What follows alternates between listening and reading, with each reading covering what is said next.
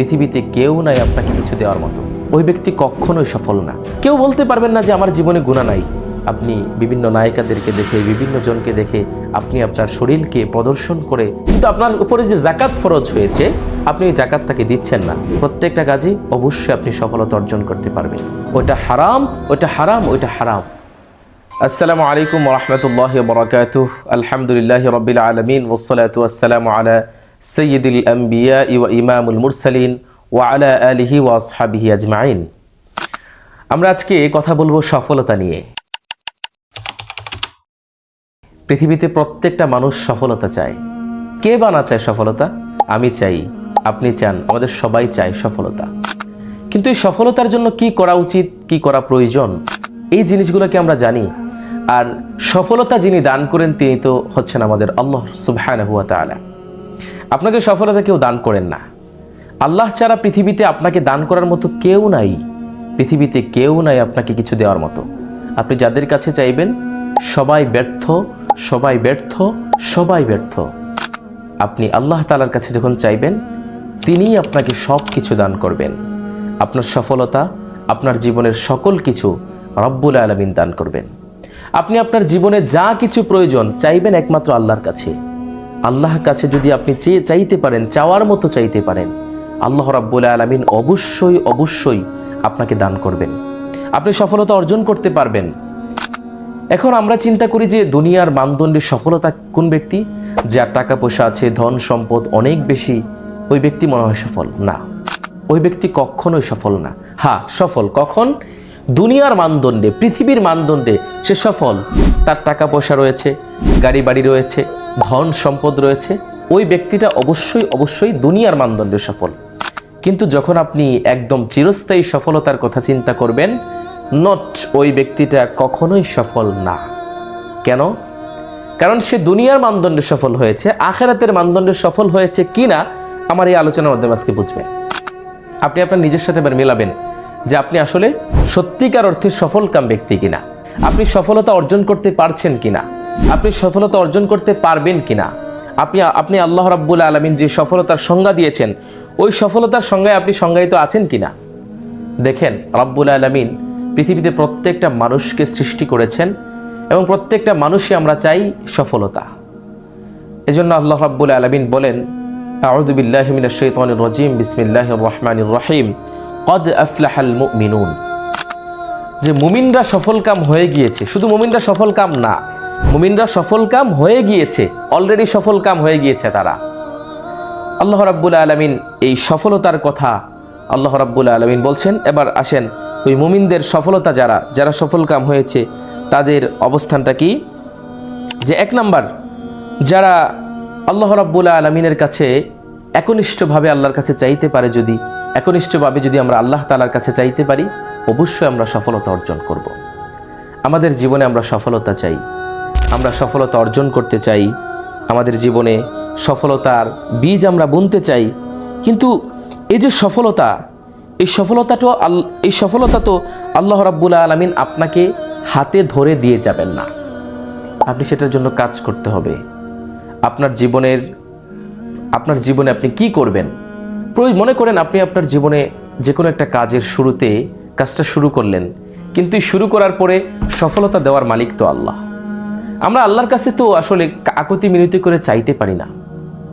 আমরা আল্লাহর কাছে চাইবো, আমরা আল্লাহর কাছে হাত তুলে চাইবো, ইয়া রব, আপনি আমার মালিক, আমি আপনার গোলাম, এই দুনিয়ায় আপনি ছাড়া আমার আর কোনো রব নাই। আল্লাহর কাছে আমি চাইবো, আল্লাহ, এই দুনিয়ায় আপনি ছাড়া আমার কোনো রব নাই, আমি ছাড়া আপনার গোলামের কোনো অভাব নাই। আল্লাহ, আপনার অনেক গোলাম রয়েছে, আপনার অনেক বান্দা রয়েছে, কিন্তু আপনি ওই বান্দাদেরকে আজকে যদি আমি যদি আপনাকে না ডাকি, আপনাকে ডাকার মতো হাজারো হাজারো বান্দার অভাব নাই, কিন্তু রব আপনাকে যদি আমি না ডাকি তাহলে কাকে ডাকবো? কারণ আমার তো আর কোনো রব নাই। আমি আল্লাহর কাছে সব কিছু চাই, আমার জীবনের সকল কিছু আমি রব্বে কারীমের কাছে, সব আল্লাহ তাআলার কাছে সঁপে দেই। আমি সফলতা অর্জন করতে চাই। মুমিনরা সফল কাম। এবার আসেন মুমিন কারা? যদি আমি এখানে চিন্তা করি, আল্লাহ রাব্বুল আলামিন বলছেন এক নাম্বার পরিচয় হবে আল্লাযীনা হুম ফি সলাতিহিম খাশিউন। ওই যারা মুমিনরা সফল হয়ে গিয়েছে তাদের ব্যাপারে আল্লাহ বলছেন তারা তাদের নামাজকে আন্তরিকতার সাথে আদায় করে। আন্তরিকভাবে বিনীত তারা নামাজের প্রতি। প্রথম বৈশিষ্ট্য হলো মুমিনের নামাজে খুশু খুজু অবলম্বন। নামাজ ইমানের সবচেয়ে গুরুত্বপূর্ণ ইবাদত। মুমিনের চক্ষু শীতলতা, আল্লাহর নৈকট্য লাভের একটি বড় মাধ্যম হচ্ছে এই সালাত। বিশ্বনবী হাদিসের মধ্যে বলেন, নামাজে রাখা হয়েছে আমার চোখের শীতলতা। আপনি যখন আল্লাহ তাআলার কাছে আকুতি মিনতি করে চাইবেন, আপনি যখন সালাতের মধ্যে বিনয়ী হয়ে খুশু এবং খুজুর সাথে আপনি সালাত আদায় করবেন, আপনি একটু চিন্তা করবেন, আপনার জীবনে দেখবেন আপনি সালাতের মধ্যে যখন দাঁড়াবেন আপনার হৃদয়টা প্রশান্ত হয়ে যাবে, আপনার আনন্দ অনুভব হবে। আপনি যখন সালাত আদায় করবেন একনিষ্ঠভাবে আল্লাহকে পাওয়ার জন্য। হ্যাঁ, আমি আল্লাহকে দেখতে পাচ্ছি না, আপনার এটা মনে হতে পারে আমি আল্লাহকে দেখছি না। হ্যাঁ, আল্লাহ আমাকে দেখছেন। আমি আন্তরিকতার সাথে আমি আমার রুকুটুকু, আমি আমার সিজদাটা আমি আল্লাহর জন্য দিচ্ছি। নম্রভাবে বিনয়ী হয়ে খুশু এবং খুজুর সাথে যদি আমি সালাত আদায় করতে পারি, এটাই হবে মুমিনের প্রথম গুণাবলী এবং এটাই সফলতা। আপনি সফলকাম ব্যক্তি, 1 নম্বর পরিচয়। আপনি যদি সফলকাম হতে চান, আপনাকে সফলতার ঘোষণা করে দিয়েছে আল্লাহ। 1 নম্বরে আপনার নামাজের ব্যাপারে খুশু এবং খুজুর সাথে সালাত আদায় করতে হবে। 2 নম্বর, ওয়াল্লাযীনা হুম আনিল লাগবি মুরিদুন, যারা অহেতুক বিষয় থেকে বিরত থাকে। আপনি যে কোনো কাজের মাঝে অহেতুক কথাবার্তা হচ্ছে, আপনি ওখানে থাকবেন না, আপনি অহেতুক কাজে জড়াবেন না, আপনি অহেতুক কথাবার্তাও বলবেন না। এটা মুমিনের গুণাবলী হতে পারে না, এটা সফলকাম ব্যক্তির কাজ হতে পারে না। আপনি অহেতুক কথা বলবেন, আপনার কোনো কাজ নেই। আপনি যত বেশি অহেতুক কথা বলবেন তত বেশি আপনি গুনাহে লিপ্ত হয়ে যাবেন। কি দরকার ভাই, আমার জীবনটা আমি এমনিতেই তো আমার গুনার অভাব নাই। এখানে কোনো ব্যক্তি আমাকে যারা দেখছেন অথবা আমার কথাগুলো যারাই শুনছেন, কেউ বলতে পারবেন না যে আমার জীবনে গুনাহ নাই। তাহলে আমি অহেতুক কথাবার্তা বলে কেন আমি নিজেকে গুনাহে লিপ্ত করব? আসুন আমরা অহেতুক কথাবার্তা থেকে বিরত থাকি।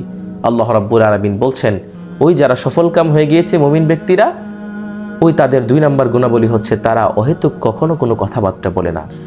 2 নম্বরে আরেকটু দৃষ্টান্ত যদি আমি দেই, মুমিনের বিশেষ একটি গুণ হচ্ছে এই আমাদের এই লাভ, যে অহেতুক কথাবার্তা থেকে বেঁচে থাকা। হাদিস শরীফে এসেছে, সুন্দর মুসলিম হওয়ার একটি নিদর্শন হলো অর্থহীন কাজ ত্যাগ করা। অনর্থকভাবে আমরা অহরহ কাজ করে থাকি, কিন্তু এই কাজের কোনো সফলতা নাই, এই কাজের কোনো অর্থ নাই। অর্থ বহ ছাড়া কোনো কাজ অর্থহীন কাজ। আরে যেই কাজের মাঝে অর্থ রয়েছে, যেই কাজের মাঝে আমার সফলতা রয়েছে, ওই কাজটা যদি আমি করতে পারি, ওই কাজটা যদি আমি করার জন্য পরিকল্পনা করি, ওই কাজটা করি, আমি সফলতা অর্জন করতে পারবো। কিন্তু অহেতুক কথাবার্তা বলে আমরা অনেক সময় অন্যদের কথাবার্তা নিয়ে কথাবার্তা বলি, অহেতুক কথাবার্তা হচ্ছে ওইখানে গিয়ে জড়িয়ে যাই। এই কাজটা থেকে আপনি বিরত থাকতে হবে। 3 নম্বর, আল্লাযীনা হুম লিয-যাকাতি ফাঈলুন, যারা যাকাত সম্পাদন করে, যারা যাকাত সম্পাদনকারী। আপনি যাকাতের সময় চলে আসলে আপনি যাকাত আদায় করেন না। আপনি অনেক টাকা পয়সার মালিক, আপনি দুনিয়ার মানদণ্ডে সফল, কিন্তু আপনার উপরে যে যাকাত ফরজ হয়েছে আপনি ওই যাকাতটাকে দিচ্ছেন না। আপনার একটা হক গরিবের মাঝে, মিসকিনদের মাঝে যাকাত বন্টন করা, আপনার সম্পদের একটা অংশ বন্টন করে দেয়া, এটা আপনার জন্য দায়িত্ব, কর্তব্য। কিন্তু আপনি সেটা না করে বরঞ্চ আপনার জনপ্রিয়তার জন্য আপনি শাড়ি অথবা লুঙ্গি তাদেরকে বিতরণ করছেন। শুধুমাত্র আপনি তো যাকাত আদায় করছেন না। আর ওই যাকাতের যে টাকাটা আপনার এই সম্পদের মাঝে রয়েছে, আপনি যে বক্ষণ করছেন, ওইটা হারাম, ওইটা হারাম, ওইটা হারাম। তাহলে তো আপনি হারামের মাঝে নিপতিত রয়েছেন। এজন্য আসুন আমরা যাকাত আদায়, আমরা স্বচ্ছ হই, আমরা সকলে যাকাত আদায় যেন করতে পারি, সেই কাজটা যেন আমরা যাকাত আদায় স্বচ্ছ হই এবং আমরা যাকাত আদায় যেন করতে পারি, তাহলে আমি সফলতার মানদণ্ডে পৌঁছতে পারবো। 4 নম্বর, ওয়াল্লাযীনা হুম লিফুরুজিহিম হাফিজুন, যারা তাদের লজ্জাস্থানকে হেফাজত রাখে। আমার প্রিয় যুবক ভাইয়েরা, আমার প্রিয় যুবতী বোনেরা, আজকে এই জায়গাটা থেকে আমরা কতটুকু বিমুখ হয়ে আছি। আজকে আমাদের রূপ সৌন্দর্য প্রদর্শন করে হাঁটছি। আমার বোনেরা, আমার মায়েরা তাদের সকল কিছুকে প্রদর্শন করে দিয়ে হাঁটছি।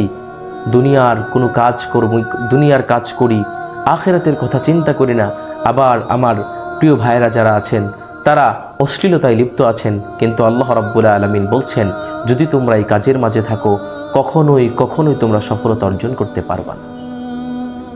বিশ্বনবী বলেন, তোমরা দুইটা জিনিসের জিম্মাদারি যদি আমাকে দিতে পারো, কাল কিয়ামতের কঠিন ময়দানে জান্নাতের জিম্মাদার আমি হয়ে যাব। এক হচ্ছে এই দুই চোয়ালের অংশ, আর দুই লজ্জাস্থানের মাঝখান। লজ্জাস্থান এবং দুই চোখ, এই দুই চোয়ালের অংশটা, এই দুইটা জিনিসের যদি তুমি জিম্মাদারি আমাকে দিতে পারো, তাহলে আমাদের জিহ্বা, আমাদের মুখ থেকে যদি অহেতুক কথাবার্তা না হয়, আর আমাদের লজ্জাস্থানের জন্য হেফাজত থাকে। আল্লাহ রাব্বুল আলামিন বলছেন, ওয়াকরনা ফি বুয়ুতিকুন্না ওয়ালা তাবাররাজনা তাবাররুজাল জাহিলিয়াতিল উলা। হে নারীরা, তোমরা জাহিলি যুগের মহিলাদের মতো রূপ সৌন্দর্য প্রদর্শন করে বের হও না। কিন্তু আমার মা এবং বোনেরা, আজকে যেটা করছেন আপনি বিভিন্ন নায়িকাদেরকে দেখে, বিভিন্ন জনকে দেখে আপনি আপনার শরীরকে প্রদর্শন করে আপনি মানুষের সামনে প্রচার করছেন। বিশ্বাস করুন, আপনি যতবার রূপ সৌন্দর্য প্রদর্শন করছেন, সারাক্ষণ ফেরেশতারা আপনার বিরুদ্ধে গুনাহ লিখতে আছে এবং লিপিবদ্ধ করতে তারা ব্যস্ত থাকেন, লিপিবদ্ধ করেন গুনাহ। কিন্তু আপনি যদি এই জায়গাটা থেকে সরে আসেন, আপনি যদি আপনার রূপ সৌন্দর্য, আপনি যদি আপনার লজ্জাস্থানকে হেফাজত করেন, কিয়ামতের কঠিন ময়দানে আপনি জান্নাতি হবেন, আপনি সফলতা অর্জন করতে পারবেন। আসুন আমরা আমাদের লজ্জাস্থানকে হেফাজত করি। এরপরে রাব্বুল আলামিন বলছেন, ওয়াল্লাযীনা হুম লিআমানাতিহিম ওয়া আহদিহিম রাউন, যারা তাদের আমানত এবং প্রতিশ্রুতি রক্ষা করে। আমাদের এখানে দুইটা বৈশিষ্ট্যের কথা বলা হয়েছে। এক, আমানতের হেফাজত করা। আমানতের হেফাজত করা অত্যন্ত গুরুত্বপূর্ণ একটি বিষয়, যে আমানতের খেয়ানত যারা করে তারা হচ্ছে মুনাফিক। বিশ্বনবী মুহাম্মদ সাল্লাল্লাহু আলাইহি ওয়াসাল্লাম যখন তিনি মক্কা নগরীতে তিনি ইসলামের দাওয়াত দেওয়া শুরু করলেন, তাকে সবাই বিশ্বাস করত, সবাই বিশ্বাসী আল আমিন উপাধি দিয়েছিলেন। যখন মক্কার কাফির কুরাইশরা পর্যন্ত বিশ্বনবীর কাছে আমানত রাখতেন। কেন রাখতেন? কারণ তারা জানে যে বিশ্বনবীর কাছে যদি কোনো কিছু আমানত রাখা হয়, এটা কখনোই এটা খেয়ানত হবে না। আর বিশ্বনবী বলছেন, যারা আমানতের খেয়ানত করে তারা মুনাফিক। অতএব আপনার ভিতরে মুনাফিকের আচরণ আপনি রাখতে পারবেন না। আপনি যদি আমানতের খেয়ানত করেন, অবশ্যই আপনি মুনাফিক হয়ে যাবেন। এজন্য হাদিসে আমরা বিভিন্ন সময় জানি আমানতের ব্যাপারে আল্লাহ রাব্বুল আলামিন একটি আয়াতে কারিমার মধ্যে বলেন, নিশ্চয়ই আল্লাহ তোমাদেরকে আদেশ করেছেন যে তোমরা আমানত সমূহ তার হকদারকে আদায় করে দিবে।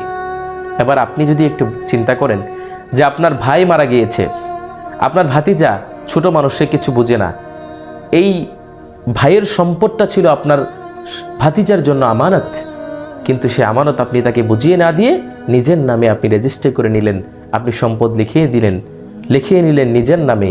এটা আমানতের খেয়ানত করেছেন।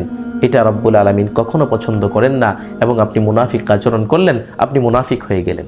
এজন্য আমরা আমানতের হেফাজত করব, এবং মানুষকে যদি কোনো প্রতিশ্রুতি দেই, এটা আমরা রক্ষা করব। এই যে আমরা এতগুলো সফলতার কথা বললাম, যে এই কাজগুলো করলে আমরা সফলকাম ব্যক্তি, মুমিনের বৈশিষ্ট্য, এবং তাদের ব্যাপারে আল্লাহ সফলতার ঘোষণা দিয়েছেন। দেখেন, আপনি সফলতা অর্জন করতে পারবেন কোথায়? সর্বশেষ যে পয়েন্ট, আপনার সফলতা অর্জন করতে পারবেন কোথায়? যেদিন আল্লাহ সুবহানাহু ওয়া তাআলা আপনাকে কিয়ামতের কঠিন ময়দানে রব্বুল আলামিন যখন বলবেন যে তোকে আমি মাফ করে দিলাম, তোকে জান্নাতে দিয়ে দিলাম, ওই দিন হবে তিনি সফলকাম ব্যক্তি, যাদেরকে রব্বুল আলামিন এই কথাটা বলবেন।